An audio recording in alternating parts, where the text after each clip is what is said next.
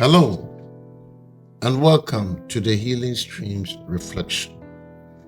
The title for today's post is A Passion to Know Him. In 1 Kings chapter 19 verse 11 to 13, the writer declared, "Go out and stand before me on top of the mountain." The Lord said to him. Then the Lord passed by and sent a furious wind that slipped the hills and shattered the rocks. But the Lord was not in the wind. The wind stopped blowing, and then there was an earthquake. But the Lord was not in the earthquake. After the earthquake, there was a fire, but the Lord was not in the fire. And after the fire, there was the soft whisper of a voice. When Elijah heard it, he covered his face with his cloak and went out and stood at the entrance of the cave. A voice said to him, "Elijah, what are you doing here?" The Song of Solomon depicts the passion of two lovers seeking to understand each other and deepen their love. In the 5th chapter, the bride says, "I was asleep, but my heart was awake." A voice, "My beloved was knocking. Open to me, my sister, my darling." In a similar way, the one who deeply loves us is ever speaking and knocking and seeking entrance to our lives. Jesus hopes to find our hearts awake even when we sleep. Nevertheless, our restless hearts are prone to wander and seek new lovers. So many voices clutter the empty landscape of our minds. Did you ever get alone and plug your ears and really listen to the inner voices? How easy was it to stop the internal clamor? Maybe you heard a lot, but did you hear the beloved knocking?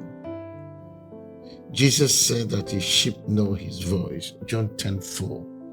How could this be? They know his voice because they have acquired a lifelong habit of listening. In verse 10 of the 46th Psalm, we are admonished to be still and know that the Lord is God. We cannot know our God without first shutting out the clamor and distractions of this world. When Elijah stood on Mount Sinai, he saw God's majesty in the wind and fire and earthquake. But he didn't really learn anything until it was quiet. Then he heard the still small voice. It is important to develop the habit of settling ourselves in order to hear the Lord when he speaks to us. Can we say to our bridegroom that our hearts are quietly listening even when we sleep? In Psalm 63 verses 1 to 2, the psalmist declares, "Oh God, you are my God, and I long for you. My whole being desires you like a dry, worn out, and waterless land. My soul is thirsty for you. Let me see you in the sanctuary. Let me see how mighty and glorious you are." When David was in the wilderness of Judah, he exclaimed, "Oh God, you are my God. I shall seek you earnestly. My soul thirsts for you." Psalm 63 verse 1. What a difference from verse 2, where he saw God's glory in his sanctuary. This contrast describes the universal predicament of the carnal mind. When things go well, we become complacent, even when God seems real. But in the wilderness, we begin to wither and finally sense our desperate need for God.